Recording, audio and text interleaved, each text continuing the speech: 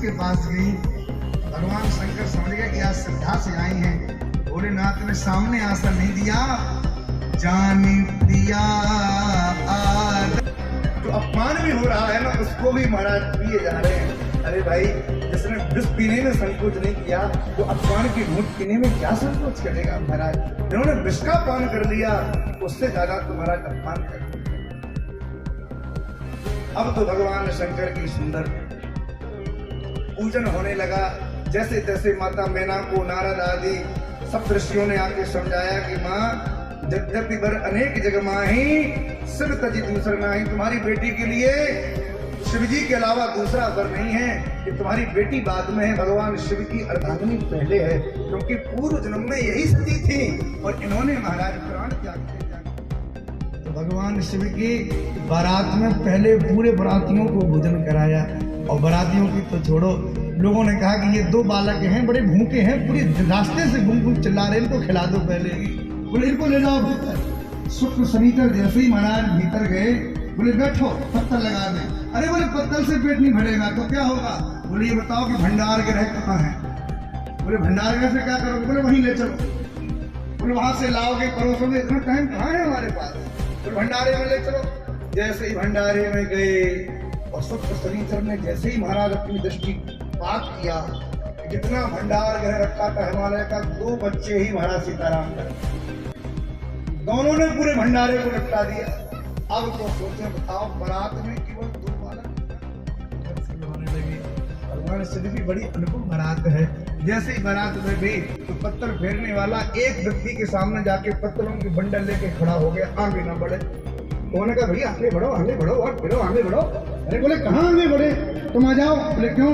अरे बोले इसका मुंह नहीं दिखता, कहाँ है, कहाँ पत्थर है? समझ में नहीं आता। इतनी देर में जिसका मुंह नहीं था ना, उसके भीतर से आवाज आई, तुम्हें क्या मतलब, पत्तल परोसो। अब तो वो पत्तल फेरने वाला कांप गया। भक्ति भाव से भगवान का दिव्य दर्शन किया और बड़े सुंदर तरीके से भगवान शिव का विवाह किया गया। और विवाह ऐसा, गोस्वामी कहते हैं महाराज, विवाह में भले कुछ मिले चाहे न मिले, पर गालियां तो जरूर मिलती हैं। तो भगवान शिव को भी वहां की माताएं गालियां सुना रही हैं। गारी मधुर सुर दे सुंदर, व्यंग बचन बचन सुनावे, भोजन करहि सुर अति विनोद, भोग सुनि सचुआर, भोजन करहि सुर अति विनोद,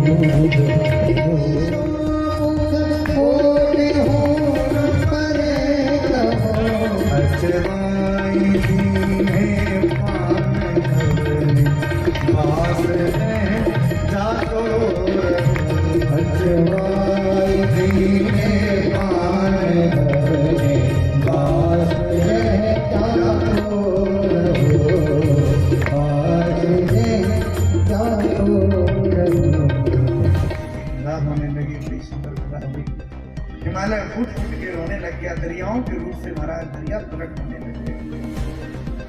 विदा के समय तो कौन दुनिया का ऐसा व्यक्ति होगा जो अपनी बेटी की विदा में न रो रहा हो महाराज। सभी लोग रो रहे। माता मैना ने पार्वती को अपने हृदय से लगाया और एक ब्राह्मणी को बुला के अपनी बेटी को पातिव्रत धर्म की। देखो, अपने सनातन धर्म में स्त्रियों को पुरुषों की अपेक्षा ज्यादा मान्यता दी गई। लेकिन आजकल के बहकाने वाले लोग कहते हैं अरे बराबरी का होना चाहिए। माताएं किस चीज में कम है, बेटियां किस चीज में कम है? अरे हम तो कब कहते कम है, बेटियां तो हमेशा से आगे रही है।